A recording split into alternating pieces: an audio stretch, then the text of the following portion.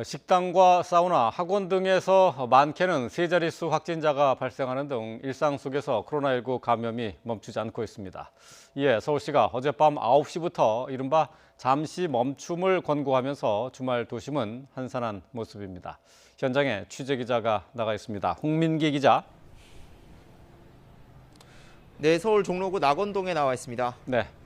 자, 홍 기자, 뒤로 보이는 식당에서 집단 감염이 일어난 거죠? 네, 그렇습니다. 지금 제 뒤로 보이는 식당에서 최근 코로나19 집단 감염이 발생했습니다. 지금까지 이 식당과 관련한 누적 확진자는 최소 80명으로 파악됐습니다. 어제 방역당국이 발표한 55명에서 오늘 0시를 기준으로 서울에서 21명, 또 경기에서 7명이 추가 확진 판정을 받았습니다. 이 식당은 음식을 먹으면서 무대 한쪽에서 열리는 라이브 공연을 볼 수 있는 곳으로 알려졌습니다. 또 음식값이 저렴한 데다 이 공연을 보기 위해서 중장년층 손님들이 특히 많이 찾는 곳입니다. 그런데 이곳에 공연하러 왔던 예술단 관계자 한 명이 지난달 28일 처음 확진 판정을 받았습니다. 이후 방문자와 공연자 등 어제에만 21명이 추가 확진됐습니다. 방역당국이 즉각 역학조사에 나섰는데요. 창문을 열지 않아서 환기가 충분히 되지 않았고 식당에서 오래 머무르는 동안 마스크 착용도 미흡했던 것으로 나타났습니다. 또 공연 뒤에 공연자와 관객 사이에 개별 소모임도 있었던 것으로 확인됐습니다. 또 여기에서 감염된 사람들이 주변 노래교실이나 다른 공연장을 방문하면서 다른 곳에서도 전파가 계속 일어나고 있습니다.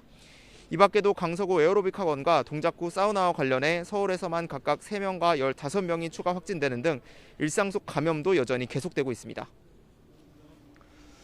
네, 결국 서울시는 서울을 잠시 멈추겠다라고 했는데요. 자, 휴일입니다. 도심의 모습은 어떻습니까? 네, 제가 나와 있는 이곳 낙원동도 근처 종묘와 또 낙원 악기상가 등이 있어서 사람들의 통행이 굉장히 잦은 곳인데요. 지금 이곳 식당가도 평소에는 손님들로 굉장히 붐비는 모습이지만 점심시간을 조금 지난 지금도 평소보다는 굉장히 한산한 모습입니다. 서울의 일일 확진자가 매일 200명을 넘는 등 감소세가 나타나지 않으면서 서울시가 어제부터 잠시 멈춤 조치를 내린다고 밝혔기 때문입니다. 조치 첫날인 어젯밤은 더욱 한산한 모습이었는데요. 대형 할인점과 영화관, PC방, 오락실, 백화점까지 모두 밤 9시부터 문을 닫았습니다. 생필품을 살 수 있도록 소규모 편의점만 문을 열었고 음식점도 300제곱미터보다 작은 곳만 포장 배달 영업을 허용했습니다.